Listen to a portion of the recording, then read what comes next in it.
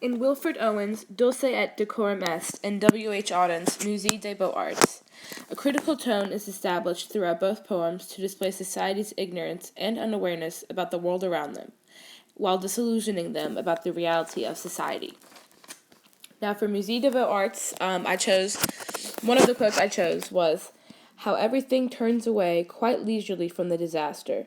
The ploughman may have heard the splash, the forsaken cry, but for him it was not an important failure. The sun shone as it had to."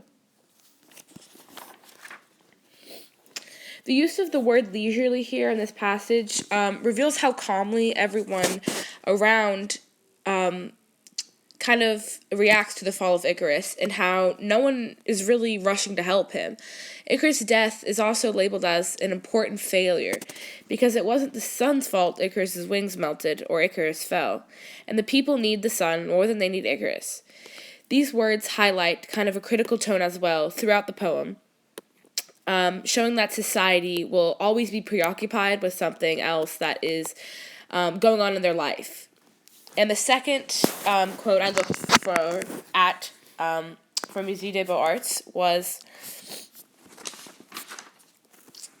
"And the expensive, delicate ship that must have seen something amazing, a boy falling out of the sky, that had somewhere to get to, and sailed calmly on."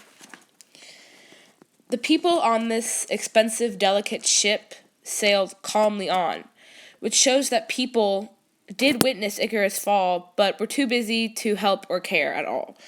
I think Audens is critical of society, really, for not making an effort to come and listen and care and help.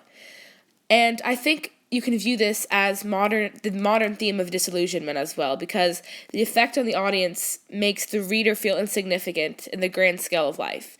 And the author purpose for Musée des Beaux-Arts, is that Auden wants to reveal to the audience that no matter what may be happening in your life, society will be too ignorant and uncaring to notice. They'll always be wrapped up in their own thing and their own problems and their own world to really make an effort to reach out and care and help.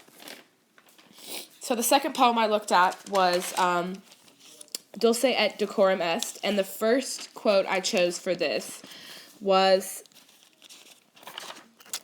"If you could hear, at every jolt, the blood come gargling from the froth-corrupted lungs, obscene as cancer, bitter as the cud, of vile, incurable sores on innocent tongues, my friend, you would not tell with such high zest to children ardent for some desperate glory the old lie.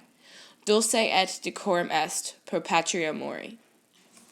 I think, first off, the capitalization of the word lie in the phrase, the old lie, reveals or hints to the reader that saying it is sweet and right to die for your country has been told for centuries and is now a common phrase. But saying that war is as obscene as cancer kind of proves this old lie wrong. Again, the theme of disillusionment can be seen here, as well as the critical tone the author has established towards society in general.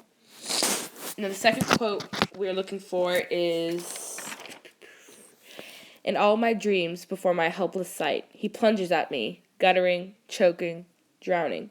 If in some smothering dreams you could pace behind the wagon that we flung him in, and watch the white eyes writhing in his face, his hanging face, like a devil sick of sin."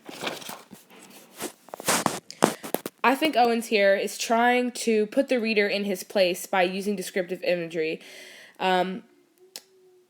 In his smothering dreams while watching the white eyes writhing in his face.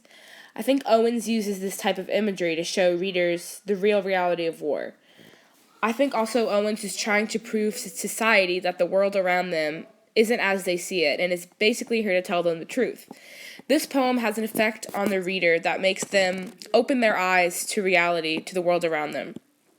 Owen's purpose in writing this through a critical tone is to kind of break society free from their ignorance and kind of make them see the reality of war and just the reality of the life they live. Society is eventually disillusioned from their vision of war that they've always had as civilians. And for the connection of both the poems, society is all around ignorant and unaware concerning the world they live in and other people living in it. People won't see what is right in front of their eyes And I think both authors are trying to say maybe on purpose, maybe they are purposely not helping and purposely don't care so they don't have to deal with other people's problems.